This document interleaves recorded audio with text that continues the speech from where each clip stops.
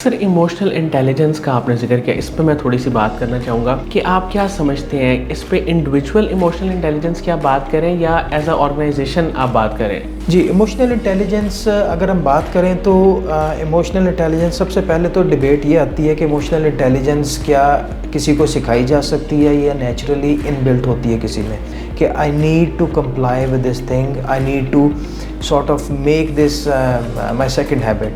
Individual level पे इसको अगर लेके चलें तो then it becomes a norm for the whole organisation.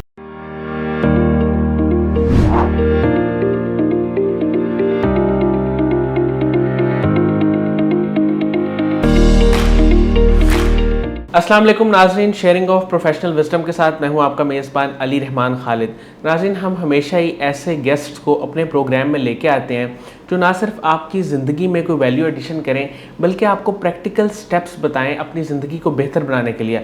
आज जो मेहमान हमारे साथ मौजूद हैं वो पिछले कई बरसों से करशी के साथ अटैच हैं और उसमें लीड एचआर का रोल प्ले कर रहे हैं। हम इनसे जानेंगे क्योंकि एचआर में इनकी बहुत ज़्यादा एक्सपर्टीज़ है और ये स्ट्रेटेजिक और ऑपरेशनल दोनों एचआर के जो डिपार्टमेंट्स हैं उनको ये देखते हैं और जानते हैं और समझते हैं।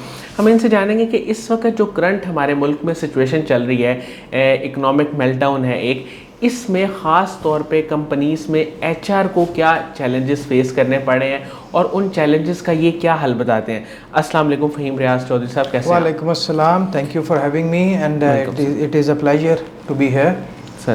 सर मैं आगाज़ यहाँ से करूँगा कि सबसे पहले तो आपने जब पढ़ा, स्टडी की, उसके बाद एचआर की फील्ड में कदम कब, क्यों और कैसे रखा? अच्छा, it is a very interesting story. मेरा कभी भी जो है ना वो एचआर में आने का it wasn't a pre planned thing. I was more interested in business analytics, I was more interested in marketing. मैं ज़्यादा जो है ना वो अगर मेरे अंडरग्रेड की बात करें तो मेरा इंटरेस्ट जो है ना वो ज़्यादा इस तरफ था। बट मुझे कुछ टीचर्स ऐसे मिले यूनिवर्सिटी में पोस्ट ग्रेड लेवल पे, और कुछ जो है ना मुझे लोग ऐसे मिले कि जिन्होंने मुझे जो है ना वो इंटरेस्ट मेरा डेवलप किया एचआर की फील्ड में। तो that's how I sort of did my speciality in HR। तो उसमें भी मेरी HR में स्पेसिफिकली बात करें तो मेरा ऑपरेशंस की तरफ जो है ना वो ज़्यादा मेरा कह लें कि एक्सपर्टीज़ नहीं है। मेरी ज़्यादा एक्सपर्टीज़ हैं एनालिटिक्स में, मेरी ज़्यादा एक्सपर्टीज़ हैं स्ट्रेटजी में, मेरी ज़्यादा एक्सपर्टीज़ हैं कि किस तरह से हम टेक्नोलॉजी और टूल्स को यूज़ करते हुए HR में उन चीज़ों को इम्प्लीमेंट कर सकते हैं और किस तरह इसको एफिशिएंट ज़्यादा बनाया जा सकता है। सर, जब भी किसी कंपनी की आपके पास कोई टास्क आता है, आपने एक स्ट्रेटजी या पॉलिसी डिज़ाइन करनी होती है, तो उसमें सबसे बड़ा चैलेंज आपको क्या फेस करना पड़ता है, एक तो ये बताएं। और जो करंट इस वक्त सिचुएशन चल रही है, इकोनॉमिक मेल्टडाउन, जैसे मैंने शुरू में भी जिक्र किया, उसमें आजकल क्या चैलेंजेस बढ़ गए हैं या कुछ आसानी पैदा हुई है? अच्छा, टॉकिंग अबाउट कि पॉलिसी में कैसे जो है ना वो एक बैलेंस्ड अप्रोच रखी जाए। चैलेंज सबसे बड़ा यही होता है कि बैलेंस्ड अप्रोच कैसे रखनी है। आपकी जो बहुत ज़्यादा टिल्ट जो है वो एम्प्लॉय की तरफ भी नहीं होना चाहिए, बहुत ज़्यादा टिल्ट जो है वो मैनेजमेंट की तरफ भी नहीं होना चाहिए। आपको it's a very fine line. तो आप लोगों को आपको जो है ना ये अपनी इंट्यूशन यूज़ करते हुए, अपनी एक्सपर्टीज़ यूज़ करते हुए ये चीज़ मेंटेन रखनी पड़ती है। सेकेंडली आजकल के अगर हम बात करें तो ये बहुत बड़ा चैलेंज है कि आप अपने एम्प्लॉयज़ को रिटेन कैसे रखते हैं। अगर आपने आई बिलीव के आजकल के दौर में आपने रिटेन अपनी 70 to 80% वर्कफोर्स को रख लिया तो that is a very very big success on part of the organization. सबसे ज़्यादा चैलेंज यही आजकल फेस हो रहा है कि एग्जिस्टिंग स्टाफ को रिटेन करना और नए जितने भी लोग हैं उनको अट्रैक्ट करना। क्योंकि आपको पता है कि इकोनॉमिक मेल्टडाउन भी है, लेकिन उसके साथ साथ कुछ फील्ड्स में, कुछ स्टार्टअप्स में एकदम बूम भी बहुत ज़्यादा आया and they are offering a lot of money for rather small roles as well. तो हमारे लिए स्टाफ को रिटेन करना और नए स्टाफ को अट्रैक्ट करना जो है ना वो थोड़ा सा चैलेंजिंग हो गया है। सर, आप माशाल्लाह ट्रेनिंग्स भी करवाते हैं और इस फील्ड में भी आपका काफ़ी काम है। सर, कौन से सॉफ्ट स्किल्स पे आप ज़्यादा फोकस करते हैं जिनकी आप ट्रेनिंग करवाते हैं? अच्छा, मेरा ज़्यादा जो हमेशा से एम्फेसिस रहा है वो एक ट्रेनिंग पे बहुत ज़्यादा रहा है, जिसमें है कि problem solving and decision making पे, कि किस तरह से हम इंट्यूशन यूज़ करते हुए लोगों में सोल्यूशन ओरिएंटेड अप्रोच जो है वो उनको उनमें उजागर की जाए। हम लोगों का ह्यूमन नेचर भी है कि हम लोग प्रॉब्लम्स को देख लेते हैं, लेकिन हम सोल्यूशन जो है वो प्रपोज नहीं करते हैं, या हम उससे एक स्टेप आगे नहीं जाते हैं।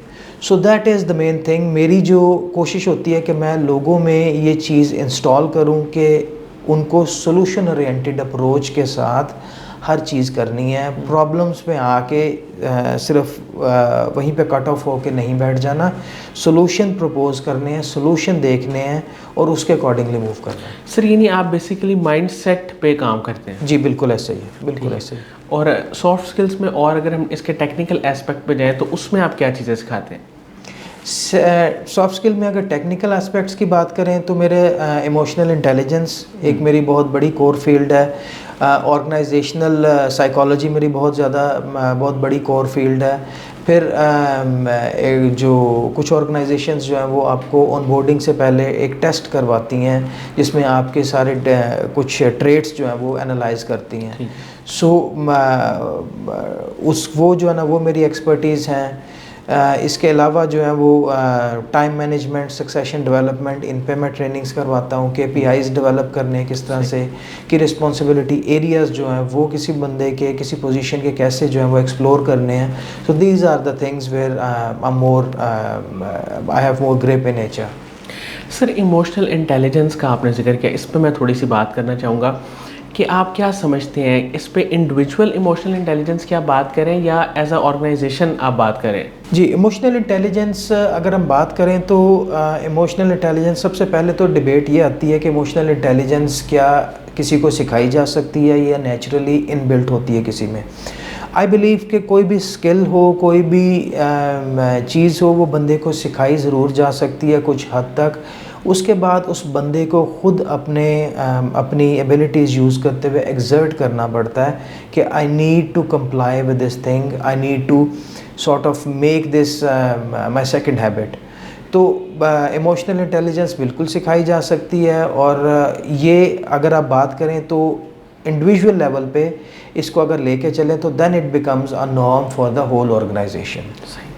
अच्छा सर, आपकी लाइफ में आपकी इंस्पिरेशन कौन लोग थे? और जैसा आपने कहा कि आप कुछ लोगों को देखा आपने, फिर आपने सोचा कि मैं HR की फील्ड में आऊँ, उनका भी बताएं। और इंस्पिरेशन और सपोर्ट सिस्टम लाइफ में कौन थे? अच्छा, इंस्पिरेशन डिफरेंट फेजेस में मेरे डिफरेंट लोग रहे हैं। कुछ जो है ना वो मैं ऐसा नहीं कॉन्क्रीटली नहीं कह सकता कि बिल्कुल जो है ना वो इनकी लाइफ जो है ना वो मेरे लिए आइडियल है। डिफरेंट फेजेस में डिफरेंट लोगों को मैंने फॉलो किया है, डिफरेंट लोगों से कह लें कि इंस्पिरेशन ली है।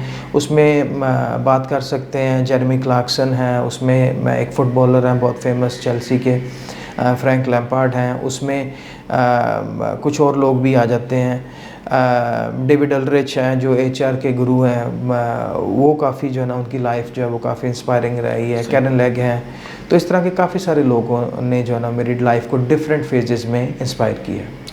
सर आजकल जो हमारी यूथ है, बल्कि हम सब लोग भी, अगर मैं ये भी कहूँ तो गलत नहीं होगा, हमें क्लैरिटी नहीं है कि हमने आगे क्या करना है, और हम एक नाउमीदी की कैफियत है बहैसियत कौम हम सब में। तो आप क्या समझते हैं कि इस सिचुएशन में आप एक तो उन्हें क्या पैगाम देंगे, और आप जब कभी अपनी ज़िंदगी में किसी वजह से नाउमीद होते हैं तो आप ख़ुद को कैसे मोटिवेट करते हैं? अच्छा, मेरा ख़ुद को मोटिवेट करने का बड़ा जो ना वो इजी से एक मेथोडोलॉजी है। मेरे पास 3-4 मूवीज़ हैं, मेरे पास बॉक्स सेट कुछ मूवीज़ के पड़े हुए हैं। जब कभी मैं जो ना वो थोड़ा सा डीमोटिवेट हो जाता हूँ, जो कि काम में अक्सर हो जाता है, तो I go home, I watch those movies and I take inspiration from them and I get myself motivated. So कोशिश यही होती है कि अपने आप को ख़ुद जो है वो इंटरनली मैं मोटिवेट करूँ। यूथ के लिए बहुत इजी सी मेरी एक एडवाइस है कि be clear about what you want to achieve and where you want to be in next 5 years। अब बहुत सारे लोगों ने ये बात तो सुनी होगी कि आप खुद को कहाँ देखना चाहते हैं अगले 5 साल में। सही। लेकिन हम में से ऐसे बहुत कम लोग होंगे जिन्होंने इस बात को सीरियसली लेके इस चीज़ पे पेन और पेपर पकड़ के उसमें अपने ऑब्जेक्टिव्स लिखे हों और लिखा हो कि हम अगले 5 साल में क्या हमारे किस लेडर के थ्रू हम कहाँ पे पहुँचना चाहते हैं। तो उसको स्टेप बाय स्टेप प्लानिंग नहीं करते। उसको स्टेप बाय स्टेप प्लानिंग नहीं करते, और प्लानिंग नहीं करते तो फिर वो चीज़ एग्जीक्यूशन में नहीं जाती है। सो माय रिक्वेस्ट इज़ कि इसको प्लान करें, sit down with a piece of paper and pen, अपने स्टेप्स लिखें नेक्स्ट 6 महीने के, उसको ट्रांसलेट करें नेक्स्ट 1 साल में, 2 साल, 3 साल, 5 साल, एंड ऑटोमेटिकली आपको नज़र आना शुरू हो जाएगा कि मैं क्या बनना चाहता हूँ, क्या अचीव करना चाहता हूँ अगले 5 साल में। सर आपके फ्यूचर गोल्स क्या हैं? कोई ऐसा ख्वाब जो अब तक आपका पूरा ना हुआ हो जिसे आप पूरा करना चाहते हो? हाँ जी, मैं अपनी कंसल्टेंसी फ़र्म जो है HR की वो मैं ओपन करना चाहता हूँ, लेकिन उसमें वो काम जो मैं करना चाहता हूँ that would be very different.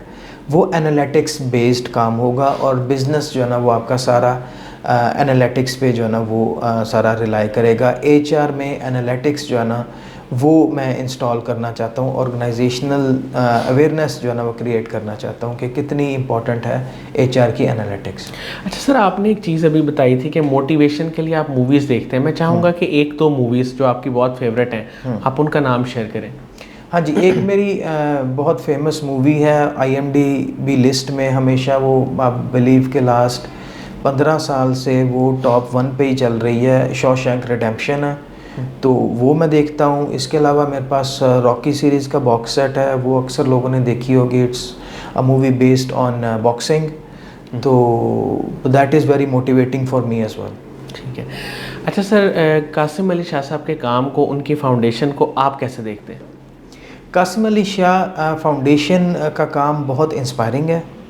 I would love to से कि बहुत ज़्यादा जो है ना वो इन्होंने जिस तरह से यूथ पे फोकस किया है दैट इज़ वेरी अप्रिशिएटिव, और जिस तरह से without being involved in any other thing कि जी कोई और ऑब्जेक्टिव कैरी करते हुए कि पैसों के मोटिवेशन के अलावा जो है जिस तरह से वो काम कर रहे हैं that is great and unparalleled to anything. मतलब इस तरह के प्रोजेक्ट्स जो हैं वो बहुत कम होते हैं किसी भी कंट्री में। बात करें इंटरनेशनल लेवल पे भी अगर आप देख लें तो बहुत कम इस तरह के प्रोजेक्ट्स होते हैं, एंड हम सबको इस चीज़ में जो है ना वो फुली पार्टिसिपेट करना चाहिए और कासिम अली शाह फाउंडेशन को सपोर्ट करना चाहिए। Thank you so much Faheem Riaz Chaudhry sahab, आपने हमारे लिए टाइम निकाला। नाज़रीन, मुझे उम्मीद है कि इनकी गुफ्तगू से आपने बहुत कुछ सीखा होगा, और बड़ी इन्होंने कंपोज्ड किस्म का इंटरव्यू दिया और बड़ी नपे तुले अंदाज में बातचीत की, जिसकी वजह से इनका स्टाइल भी बड़ा अच्छा लगता है बहुत सारे लोगों को। और ख़ास तौर पे आपने इनकी गुफ्तगू से ये चीज़ सीखी होगी कि आप अपने आप को ख़ुद जब तक मोटिवेट नहीं करेंगे तो फिर तब तक उससे पहले आपकी ज़िंदगी बदल नहीं सकती। यानी आप लोगों से तो मोटिवेशन ले सकते हैं, उससे वक्ती तौर पे आप अपने आप को बेहतर कर सकते हैं, लेकिन ख़ुद आपके पास कुछ इंटरनल सोर्सेज ऐसे होने चाहिए। वो मूवीज़ हो सकती हैं, वो बुक्स हो सकती हैं, वो कुछ लोग ऐसे हो सकते हैं जो आपको अच्छा बताएं और ये बताएं कि आपकी ज़िंदगी में क्या क्या पॉजिटिव है और क्या क्या पॉजिटिव हो सकता है। इसके साथ ही इजाज़त दीजिए, अपना बहुत ही ख्याल रखिएगा। इंशाल्लाह दोबारा हाज़िर होंगे एक नए इंटरव्यू के साथ। तब तक के लिए इजाज़त दीजिए। अल्लाह हाफ़िज़।